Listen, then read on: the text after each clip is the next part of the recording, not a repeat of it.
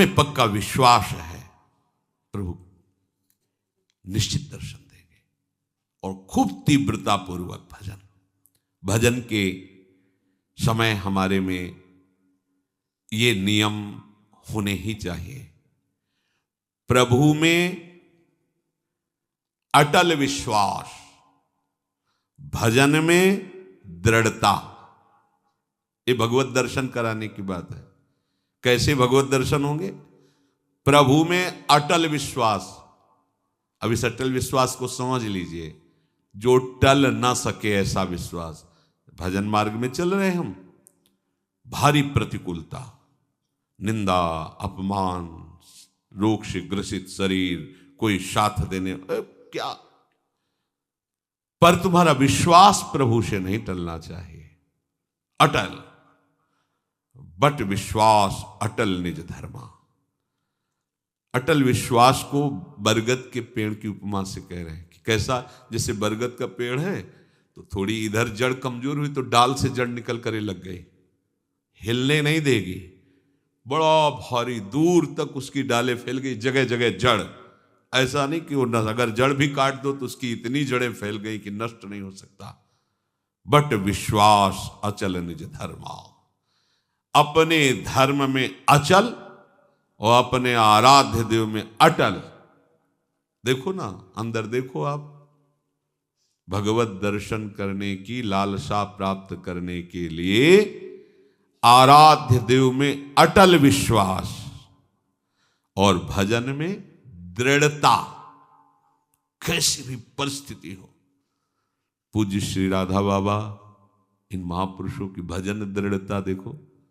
अनुष्ठान कर रहे हैं, अंग टूट गया है, नहीं रुकना, वैसे ही बैठा लो मुझे आसन पे।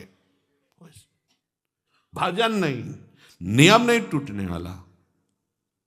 कैसी दृढ़ता है। लिया नियम परिक्रमा भाव गिरिराज की, वही गीता वाटिका, नहीं चल पा रहे, पालकी में बैठा लो, चलो ले चलो। जो नियम, जो भजन की दृढ़ता, उस पर फर्क नहीं पड़ना चाहिए।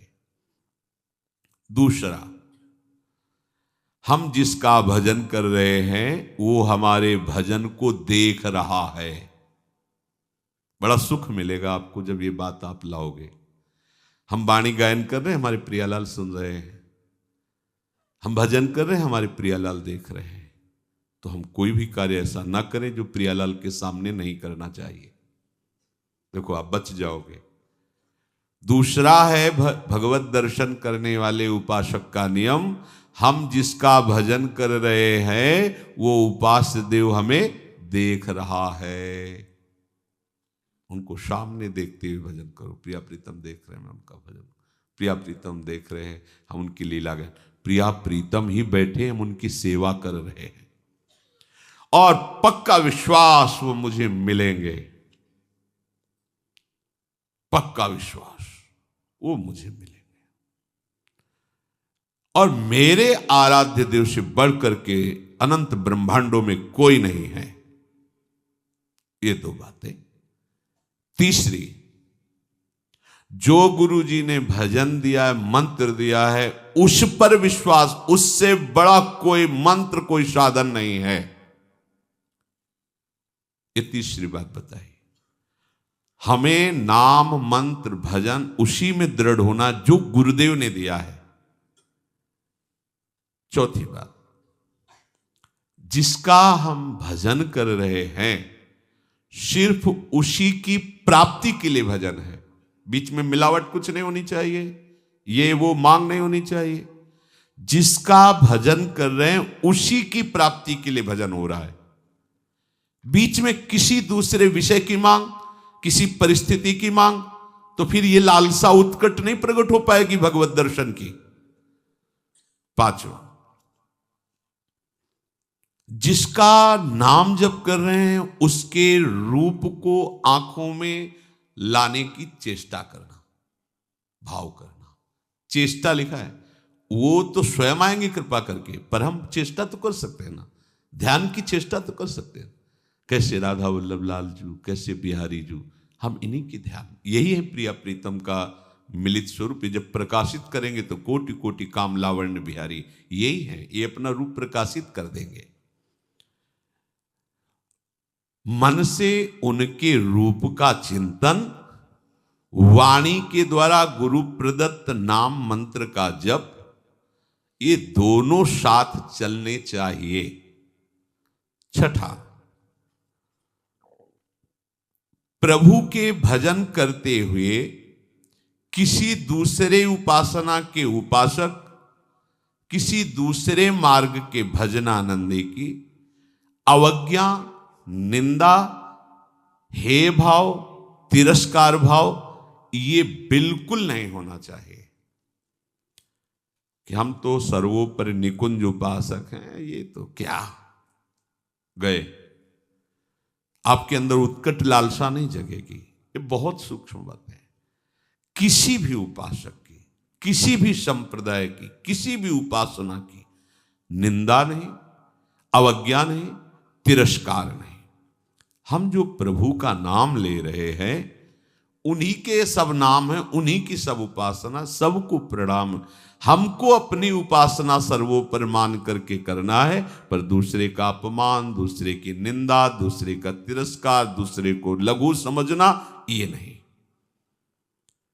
अपने इष्ट में आसक्त होना, दूसरे का विरोध ना करना, इससे आपके हृदय में उत्कट लालसा का जागरण हो जाएगा।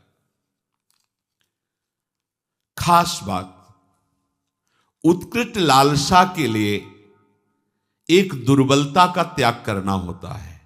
यह हर उपासक के हृदय में होती, किसी एक की बात नहीं। प्रायः हर उपासक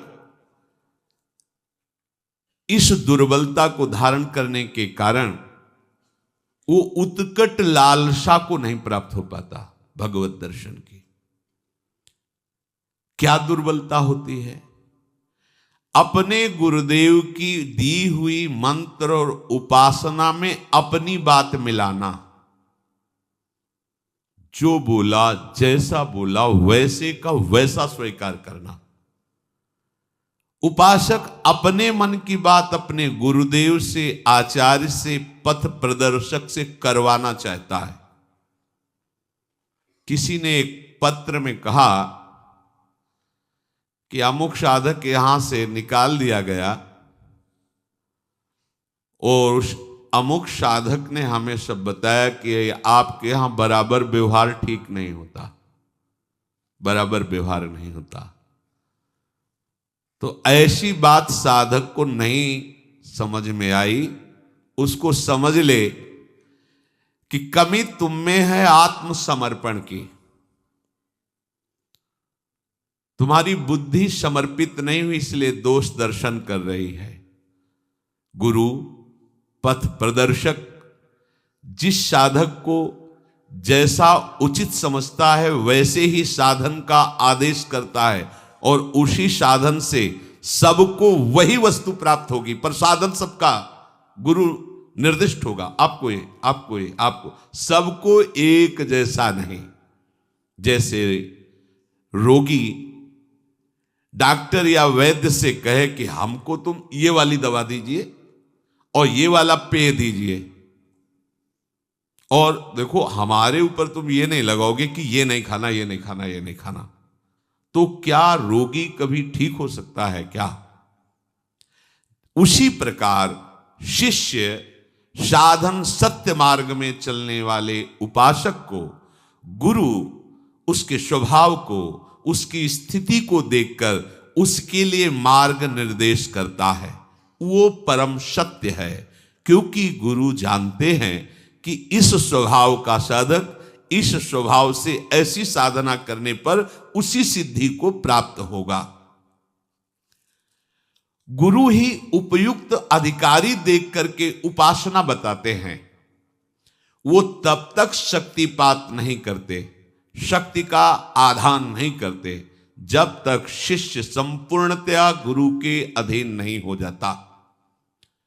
शक्तिमान गुरुदेव शिष्य को जो अपनी आध्यात्मिक शक्ति देना चाहते हैं, जिसे शास्त्रीय भाषा में शक्तिपात कहते हैं, परम सामर्थ्यशाली गुरुदेव उसे तब तक नहीं देंगे जब तक उस शक्ति को रखने की योग्यता नहीं आएगी, पात्रता नहीं आएगी, अधिकार नहीं आएगा।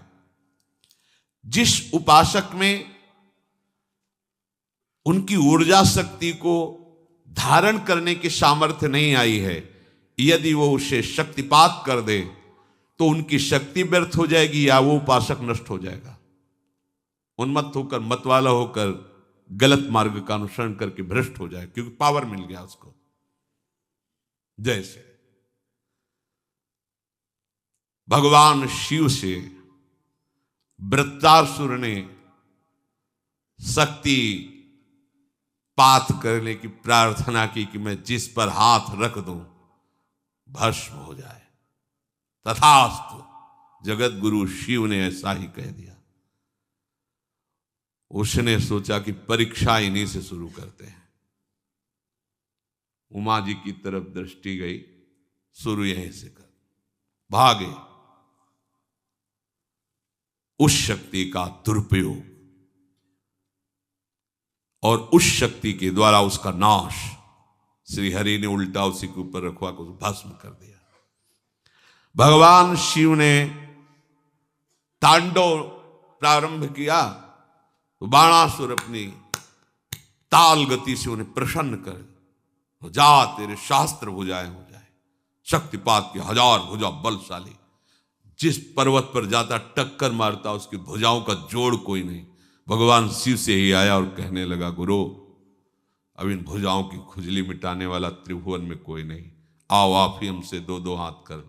हंस पड़े, उनका आ जाएगा कोई 2-2 हाथ करने वाला। फिर भगवान ने सुदर्शन चक्र से उसी शक्ति को नष्ट किया। इसलिए गुरुजन स्वभाव के अनुसार उस सिद्धि को प्राप्त करने के लिए उसे मार्ग देते हैं। शक्तिपात तभी होता है जब सर्वतोभावेन मन वचन कर्म से वो अपने गुरुदेव के अधीन हो जाता है, जिसकी बुद्धि नहीं रह जाती है। जब तक आपकी बुद्धि काम करे, क्यों मैं हूं, इसमें ऐसे कर लिया जाए, वैसे कर, तब नहीं, जैसा का वैसा। जिसको जो अधिकार गुरु ने दिया है, जो क्रिया दी है, जो जप दिया है, उसी के अनुसार बिल्कुल चलो, उसी प्रकार चलो जैसा कहा है। सबको समान उपदेश नहीं दिया जा सकता, सबके साथ समान व्यवहार भी नहीं हो सकता। समझिए, प्यार आंतरिक गुरुदेव का सबके प्रति समान है। सबको समान रूप से आप ऐसा सब करें, नहीं हो सकता। अलग अलग प्रक्रिया है, सबको समान रूप से आदेश नहीं दिया जा सकता। तो जो साधक रुष्ट होके गया था, उसकी जब छानबीन की गई तो वो अपनी साधना से भ्रष्ट होकर दुर्गति को प्राप्त हुआ। पूज्य भाई जी से हनुमान प्रसाद पोद्दार जी महाराज जी की वाणी, दुर्गति को प्राप्त हुआ, उसका साधन नष्ट हो गया, वो कमजोर हो गया। फिर बाद में आकर रो के पूछा कि क्या मेरा भी सुधार हो सकता है? उत्तर उसे दिया गया कि तुम दिखाने वाले इस परम सत्य मार्ग को, जो सदगुरुदेव हैं, जो इस मार्ग के आपको दर्शन कराने वाले हैं, उस मार्ग पर तुम चले ही नहीं, तुम उस रास्ते को चुना ही नहीं। जिस मार्ग को तुमने देखा नहीं, जिस मार्ग का तुम्हें अनुभव नहीं, उस मार्ग पर जो चला रहे तो तुम्हें उसमें क्यों में करने का अधिकार क्या है? तुम कैसे उस मार्ग पर चल सकते हो जिसको जाना ही नहीं है? तो जानने वाले, जनाने वाले मार्गदर्शक गुरुदेव जो तुम्हें जैसा ठीक समझ रहे हैं वो मार्ग दे रहे हैं, तुम उस पर नहीं चलोगे तो फिर उल्टा चलने पर तो ऐसा ही होगा। मार्गदर्शक को अनभिज्ञ यात्री अपना सुझाव ना दे। मार्गदर्शक को मार्ग का न समझने वाला यात्री अपना सुझाव न दे कि अगर इधर से घूम के चला जाए तो कैसा रहेगा, अगर ऐसे चला जाए तो। वो जैसा बोल रहे वैसा चलो। अब जो ही कहां करें हम सोई, आयस लिए चले निज दासी। उपासक में सबसे बड़ी दुर्बलता होती कि वो अपने अभिमान को नहीं छाड़ पाता और वो अपने पथ प्रदर्शक गुरु को भी मार्ग बताने लगता है। आप जो ये कर रहे हैं ना, ऐसा अगर इसको ऐसा कर लिया जाए तो ठीक रहेगा। जब गुरुदेव देखते हैं कि ये तो हमको ही साधन बताने लगा, तो फिर वो पक्षपात दिखाई देने लगता है गुरुदेव के व्यवहार में। अलग दो आओ इधर, फिर उससे बात, क्योंकि वो अधिकारी नहीं है, वो नहीं समझ पाएगा। तो जो समझ रहे हैं उनको अलग बुला, तो उसको लगता है हमें तो छोड़ दिया जाए, हमारे को नहीं, तुम उस बात को नहीं समझ पाओगे, क्योंकि तुम्हारे अंदर क्यों म्यों करने वाली बुद्धि है। वो सोचता है कि अमुक के साथ इतना प्रेम गुरुदेव कर रहे हैं, हमारे साथ क्यों नहीं करते।